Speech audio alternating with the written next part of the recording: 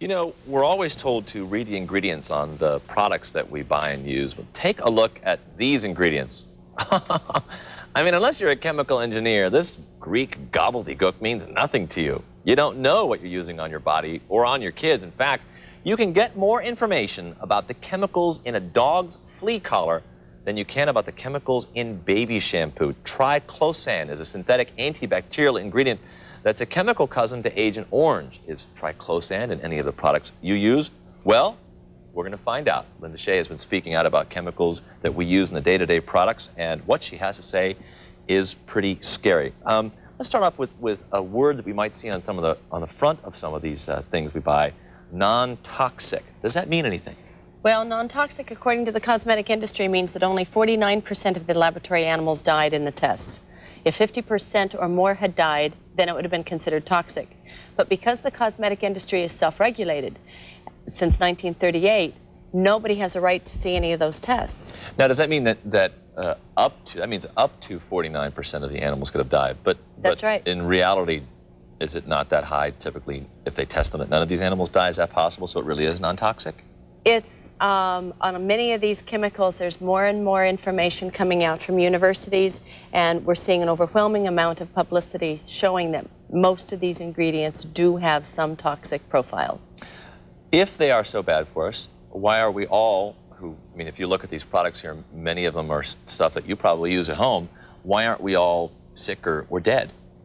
Well, most of America is sick with some chronic fatigue. The immune systems are down. Visually, people have an accelerated aging. Most of our children today have illnesses and problems that they didn't have generations before. So this is one of the contributing factors. It's a chemical conspiracy.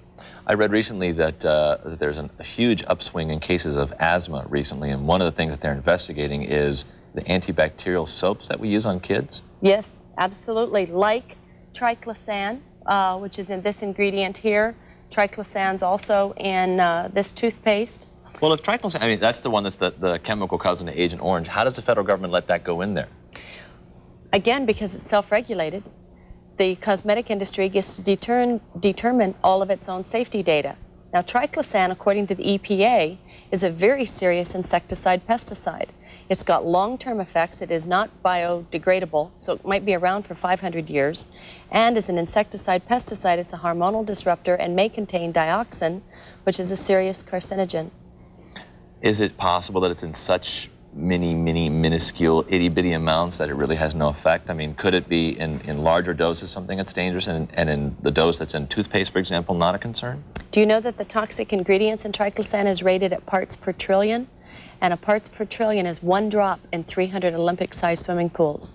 So we're talking about just a very little bit. You're scaring me, girl. And when you brush your teeth, you spit it down the drain, or you wash your hands and it rinses down the drain. Guess where it goes? It goes into your city water. And water is recycled, and you cannot purify a parts per trillion and remove ingredients like triclosan.